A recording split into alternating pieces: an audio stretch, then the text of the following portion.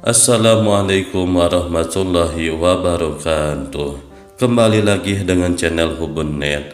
Dalam kesempatan ini akan menjelaskan tentang salah satu ulama karismatik yang mana beliau mempunyai kesabaran yang luar biasa, ketakwaan yang luar biasa, sifat perangai dan perilakunya sungguh luar biasa. Beliau adalah Al-Ustaz Hasan Bahrun radhiyallahu an. Allahumma sholli ala Sayyidina Muhammad wa ala ali Sayyidina Muhammad. Sosok ulama akhirat melekat pada diri Al-Ustaz Hasan Bahrun radhiyallahu an. Ilmu zahir dan batin selalu menghiasi perangainya. Bermacam sanjungan tidak menyurutkan semangat dakwah yang diusungnya dengan berdasar Al-Quran dan Al-Hadis. Metode dakwahnya berkiblat pada para salafun sholihin, menghantar keberhasilannya dalam menarik hati masyarakat. Ia merupakan sekian dari para ulama yang digadang-gadang oleh baginda Nabi Muhammad SAW. Sebagaimana termaktub dalam sebuah hadis, ulama adalah pewaris para nabi, karena para nabi tidak mewariskan dinar maupun dirham, melainkan mewariskan ilmu. Perlu diketahui bahwa Al-Ustaz Hasan bin Ahmad Bahrun adalah seorang yang dermawan dan ramah kepada semua golongan. Beliau merupakan seorang figur yang ulet dan pantang menyerah. Tidak di situ saja, kaum du'afa pun ia utamakan dalam berdakwah, bahkan sehingga ia mendapat julukan sebagai bapak para fuqara dan para masakin. Para gelandangan, pengemis dan tukang beca merasa nyaman jika Al-Ustaz Hasan datang menemui mereka. Bahkan ia tidak segan-segan merogoh kocek untuk dibagikannya kepada mereka yang membutuhkan. Ada dua sifat terpuji dalam dirinya yang sesuai dengan ajaran ukhuwah Islamiyah. Yang pertama adalah sifat kesederhanaan, yang kedua adalah ia memiliki sifat sangat familiar. Dua sikap terpuji ini merupakan konsistensi iman seseorang. Artinya, mustahil seorang memiliki dua sifat terpuji ini kalau tidak ditopang dengan kondisi iman yang benar. Sebenarnya dua sikap moral ini tumbuh berkembang dari sifat tulus dan jujur. Dengan kedua sifat inilah sebuah ukhuwah dibangun di atas fondasi yang kuat dan kokoh. Pada intinya, ukhuwah Islamiyah dengan dasar-dasar yang termaktub dalam Al-Quran, Al-Hadis ataupun irtibat para salafun sholihin selalu melekat pada diri Al-Ustaz Hasan Bahrun radhiyallahu an. Hal ini bukan saja ia terapkan kepada umat, bahkan para santrinya pun beliau berbuat semacam ini. Al-Ustaz Hasan bin Ahmad Bahrun radhiyallahu an memiliki tiga hal yang menjadi landasan dan pedoman dalam kehidupannya, yang mana ketiga-tiganya itu terpancar dalam jiwa kepribadiannya dan menjadi pedoman dalam melakoni semua aspek, termasuk dalam mendirikan mega proyeknya, yaitu Pondok Pesantren Darul Lughah wa Dakwah. Ketiga hal tersebut adalah isbiru, wasbiru, warabitu. Isbiru berarti siap mental dalam menghadapi kesulitan, dan ini sudah menjadi komitmen kepemimpinannya. Kita saksikan bagaimana keuletannya dalam mendirikan Pondok Pesantren Darul Lughah wa Dakwah. Bagaimana kondisi geografis di tempat itu, bagaimana dengan kondisi air yang ada saat itu tidak sesuai dengan jumlah santri yang ada. Begitu cermatnya beliau dalam mengkondisikan keuangan yang ada dan memperjuangkan secara maksimal hingga sampai sekarang pondok berdiri dengan sarana dan prasarana yang memadai. Salah satu bukti nyata saat itu dengan datangnya para santri-santri yang tidak mampu dan ditampung di Pondok Pesantren Darul Lughah tanpa dipungut biaya sepeser pun. Wasbiru artinya ulet dan tahan uji dari problema yang ada. Itu semua telah dilakukan oleh Al-Ustaz Hasan bin Ahmad Bahrun dalam masa hidupnya. Warabitu adalah sabar dalam arti menghadapi segala kemungkinan, karena rumus yang berlaku di dunia ini semua permasalahan serba mungkin terjadi. Artinya, roda selalu berputar dan suatu saat kita akan berada di bawah. Tinggal manusia itu mampu atau tidak bertahan dalam segala hal, macam kejadian yang akan terjadi.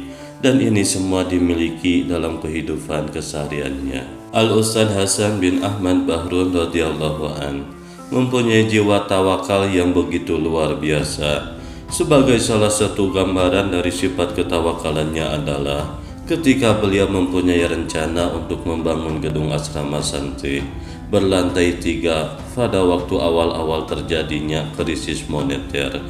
Dalam hal itu pun hanya dengan dana awal sekitar 5 juta rupiah. Ketika sahabatnya datang ke maktab, maka Ustadz Hasan mengungkapkan rencana tersebut barangkali bisa membantu. Setelah mendengarkan rencana Al-Ustadz Hasan, orang tersebut justru bertanya dengan nada terheran-heran, "Ya Ustadz, bagaimana dengan dana yang sedikit itu? Antum akan membangun bangunan sebesar itu, apalagi sekarang di Indonesia dalam keadaan krisis moneter." Kemudian apa kata beliau?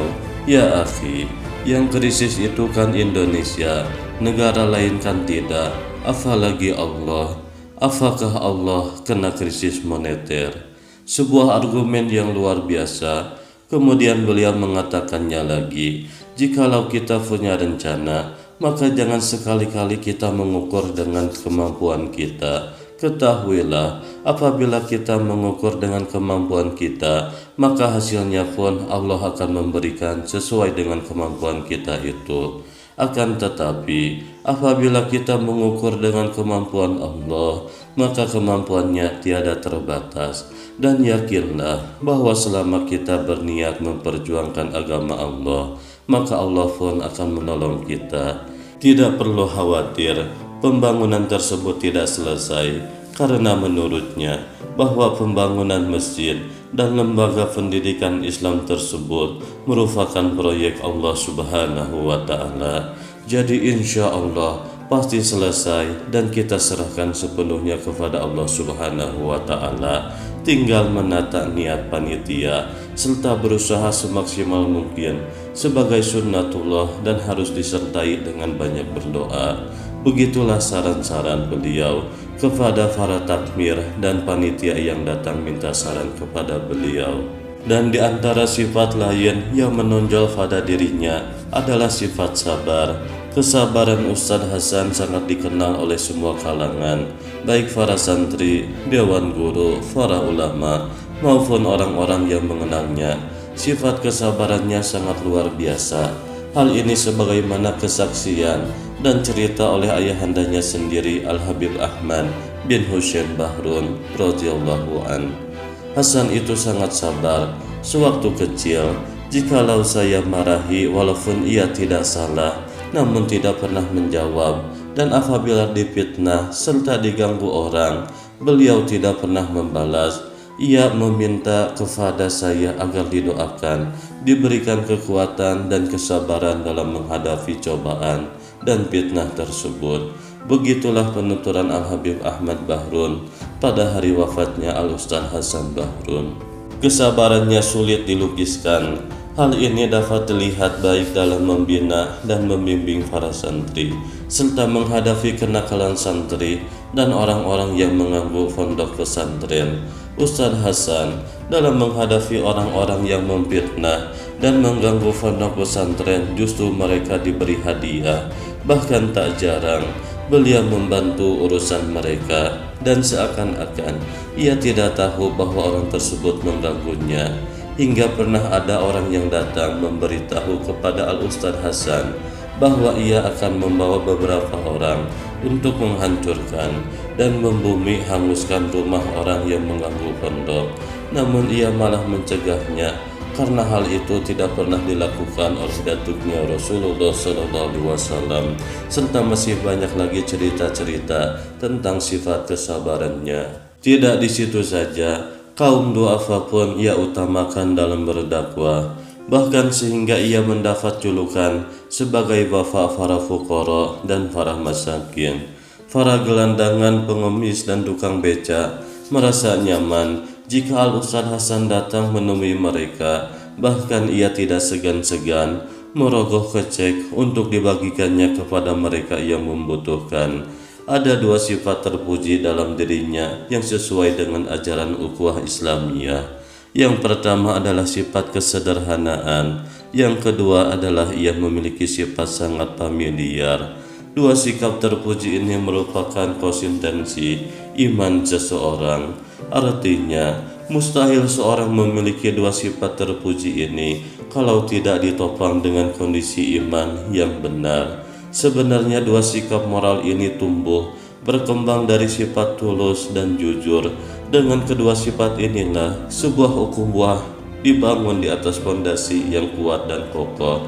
Pada intinya, ukhuwah Islamiyah dengan dasar-dasar yang termaktub dalam Al-Quran, Al-Hadis, ataupun ittiba para salafun sholihin selalu melekat pada diri Al-Ustadz Hasan Bahrun radhiyallahu an. Hal ini bukan saja ia terapkan kepada umat, bahkan para santrinya pun beliau berbuat semacam ini.